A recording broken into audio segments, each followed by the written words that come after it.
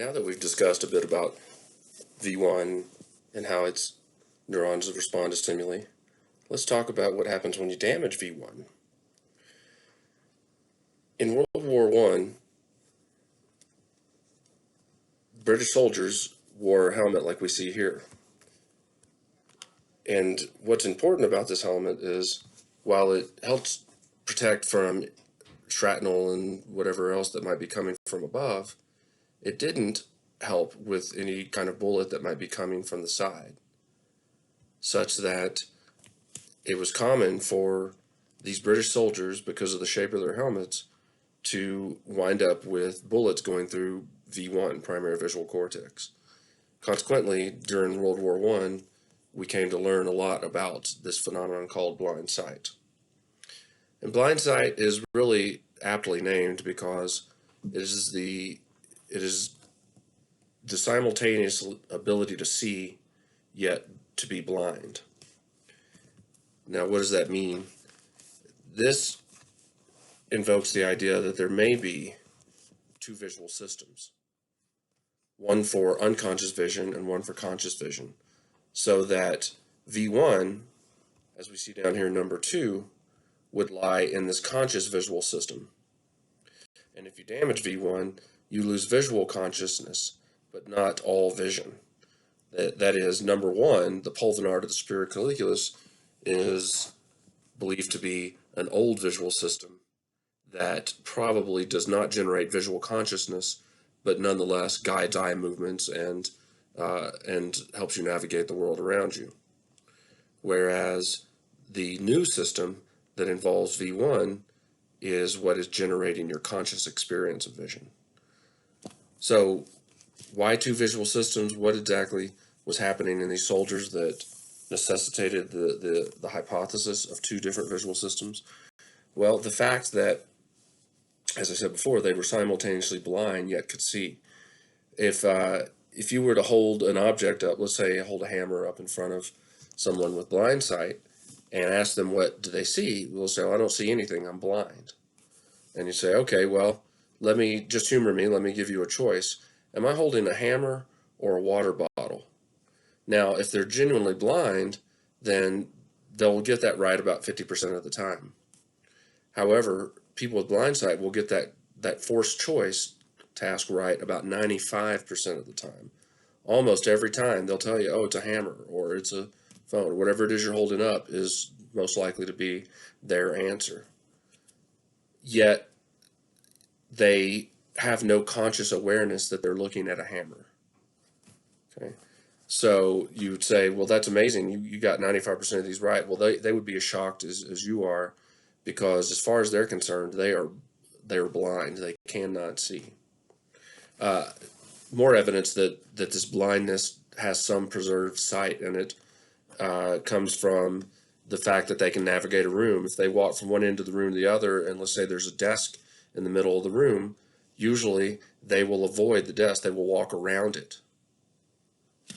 Yet they don't ever consciously see the desk. So how could you be both blind and sighted at the same time? Well, best explanation for that appears to be that you have two visual systems. In the case of blind sight, you've damaged the new visual system, V1, but you've preserved the old unconscious visual system involving the superior colliculus.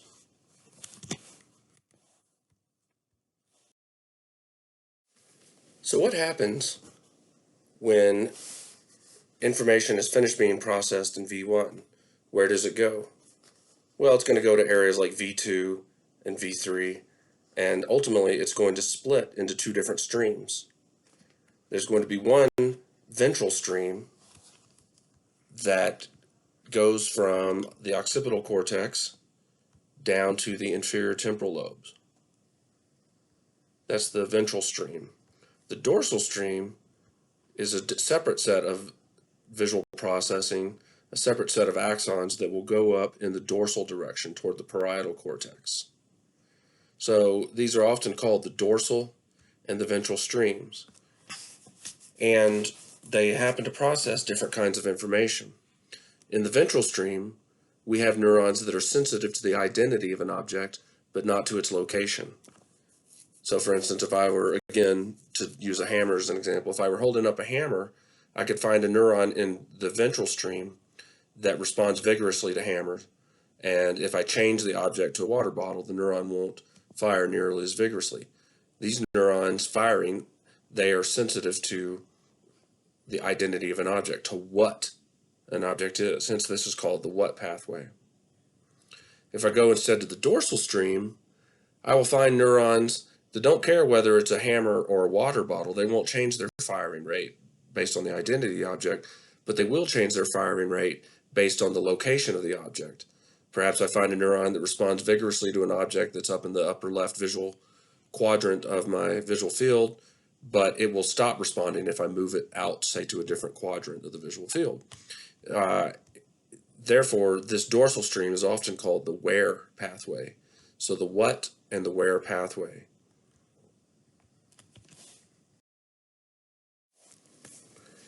Here we have more of a schematic view of the what and where pathway.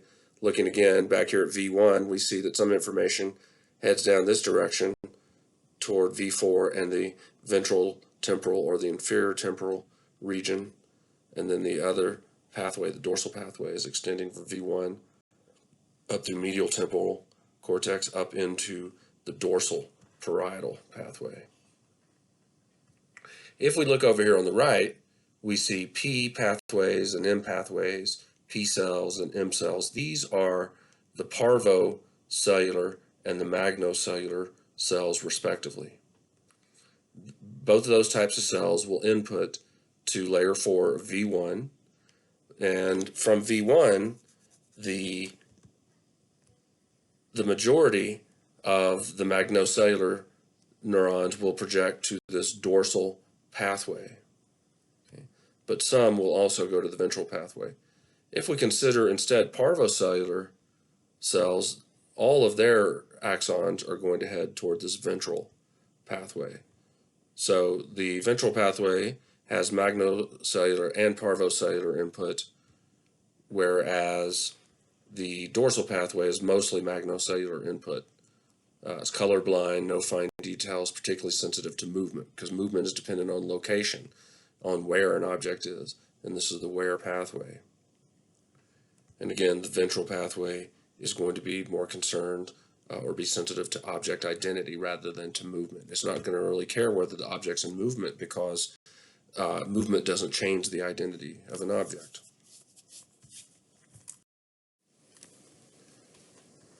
Now, focusing more specifically on this ventral stream, we see that the size of the receptive field grows as the hierarchy is ascended. So if we look here at V1, we see V1 has very small receptive fields represented by this small circle here.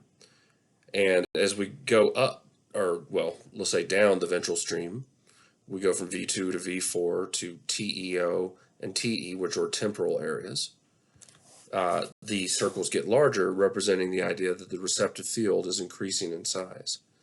So much so that by the time we get down to this area TE, the receptive fields cover much of the entire visual field, because again, you don't need spatial information when you're identifying an object, because for most objects, their identity does not depend on their spatial location.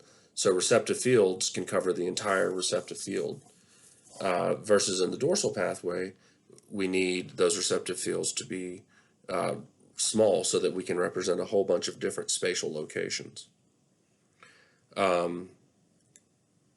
These later regions in the ventral stream respond best to 3D objects rather than two-dimensional images.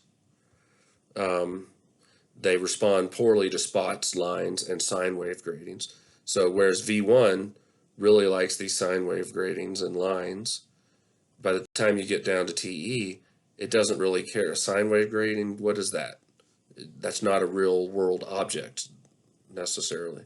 And so the ventral stream doesn't really care about that. But they respond even when stimuli are in different locations, because again, location is not important to identity. You can change the size of the object, and these neurons will still respond, because the size of an object generally doesn't identify it either. And even partially occluded objects. So if you think back to that picture of the lion that we're looking at, its face and body were partially occluded by the grasses. Well, TE will still respond because it's recognizing that object even though it's being occluded. Now let's consider what happens after damage to the ventral stream. Damage to the ventral stream will cause a particular disorder known as agnosia, Agnosia. Agnosia means not knowing. Gnosis is the Greek word for knowledge. Anosis or agnosis is the Greek term for not knowing.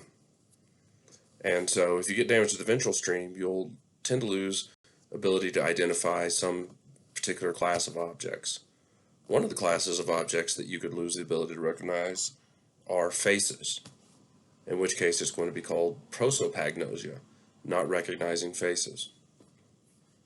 What we have here on the screen is the case of Cecilia Berman, who had prosopagnosia, and put together a website trying to describe what her experience was like. What she describes is difficulty recognizing her coworker compared to difficulty recognizing her husband. As we can see from the way she's doctored these photos, she has almost no chance of recognizing her husband, but has a significantly better chance of recognizing a coworker. So there's a familiarity effect here. The more familiar a person is to you, the less ability you have to recognize them. Now, what's important to recognize here, as Cecilia Berman points out, this is not what she sees. She does not see the image on the right. She sees the images on the left. She would be able to describe that this is a man with a receding hairline, some bushy eyebrows, and a beard. She would be able to describe all the details of this person's face, yet she has no better chance of recognizing him than if this is what she saw. But this is not what she sees, this blurry mess. She sees the actual face. She just has lost the ability to connect that face to the person to whom it belongs, the identity. Now, she could recognize her husband by voice or perhaps even his gait, the way he walks. So she still knows who her husband is, and she can recognize him through other modalities, but through vision, she just has no clue who he is. In fact, Cecilia Berman won't even recognize herself in the mirror. She'll know it's her because she knows she's the only one there in the bathroom standing in front of the mirror, but she does not recognize the face that she's looking at. Now, there's an interesting dimension to this, much like we saw with blind sight, where there was a conscious, unconscious kind of dichotomy here, but it turns out there's one with prosopagnosia as well. Cecilia Berman doesn't consciously recognize her husband, but if you measure her galvanic skin response, which is a measure of one's emotional response, then you will see she has a strong emotional response to a picture of her husband, even though she doesn't recognize him. And she won't have a strong emotion to a coworker who's just an acquaintance. So, on some level, her visual system is recognizing this as her husband, enough so that she can actually activate the appropriate emotional response to that. But if you ask her consciously, who does she see, she doesn't recognize the person at all. Down here in the bottom right, we see images of where this fusiform face area is. Here's an axial or horizontal slice of the brain, and we can see it's in the fusiform face area down here in the ventral temporal region. Looking at the brain from beneath, we can see that fusiform face area on the left and on the right. And one controversy exists: is there really a fusiform face area, or is it better referred to as a flexible fusiform area? Why I ask this? Because there's some evidence that maybe it's not that this area is selective for faces, maybe it's selective for things for which we have expertise. And of course, as strongly social animals as humans are, we are experts in faces. We can recognize the difference between two people even when they look extremely similar. Nonetheless, we will readily recognize who they are. Evidence of this comes from looking at fusiform face area activity to bird experts. That is, people who are very familiar with birds and categorizing and classifying birds. You can put them in a scanner, have them recognize birds, and this will activate their fusiform face area. So it may not just be that it's for faces per se, it may be for anything that we have great expertise in. And by the way, this area, there's some evidence that this area is not acting typically in people with autism. People with autism have difficulty oftentimes recognizing emotions and faces, and they also seem to have less fusiform face area activity when they look at other people's faces. But in that case, it's a question of, is it really that their fusiform face area is not functioning properly, or is it that they don't pay attention to faces? So that's kind of an outstanding debate in the field. Now to the dorsal stream. As we said, this involves the parietal lobe, and the parietal lobe is involved in spatial and somatosensory perception, generally speaking. In fact, the anterior portion of the somatosensory cortex is devoted to body sensation, and the posterior portion of the parietal cortex is devoted to spatial vision. And in fact, in between those two areas, you get neurons that are somatovisual. They respond they respond visually to looking at a certain part of the body, so they're called somatovisual neurons. The dorsal stream receives input from visual, auditory, somatosensory, and vestibular systems. And one of the major structures in this dorsal stream is the intraparietal sulcus, which has areas such as LIP, the lateral intraparietal area, VIP, the ventral intraparietal area.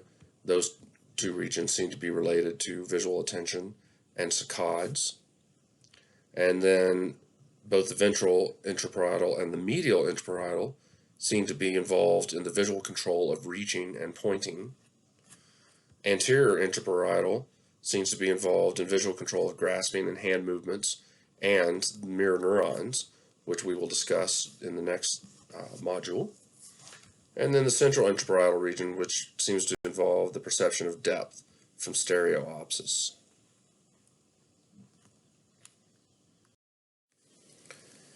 Now, damage to the dorsal stream can cause a couple of different kinds of disorders, depending on exactly where that's happening. Damage to area MT is known to cause difficulty in perceiving motion. So, for example, if someone with damage to this area is pouring a pitcher of water into a cup, they will see the pitcher, they'll see the cup, and they'll see the column of water extending from the pitcher to the cup, but they won't see the water as being in motion. I suppose it's almost as if it were ice, but it doesn't look like ice, it looks like water to them. They just can't see the water moving. If they were to watch a person walk across the room, they would be able to see the person the entire time, but they would not be able to perceive that they were in motion. So it's kind of hard to imagine that one, but it is one of the peculiar disorders that comes from damage to the dorsal stream. Perhaps even more curious is the phenomenon of visual neglect. Now, there are two forms of visual neglect. There's spatial neglect and object neglect. So let's talk about spatial neglect first. Spatial neglect involves the inability typically to perceive the left side of space. So if you have right parietal damage to this right dorsal stream, then you'll lose the ability to perceive the left side of space. And the thing that'll be difficult to get across here is it's not just that you're blind over here, it's that you don't even perceive over here. You actually fundamentally don't even know there's a left side of the world. You never look to the left side of the world because you've lost your awareness that the left side of the world exists. So if you were to give somebody this particular typical task where there's a diamond inside a circle on each side, and on any given trial, you're going to illuminate a diamond. And the patient's task is to press a reaction time button as fast as they can anytime they see the diamond illuminate, whether it's on the right or the left side. If the diamond is illuminated on the right side, then there's no neglect. This is in the good side of the visual field, and the person sees the diamond with no problem.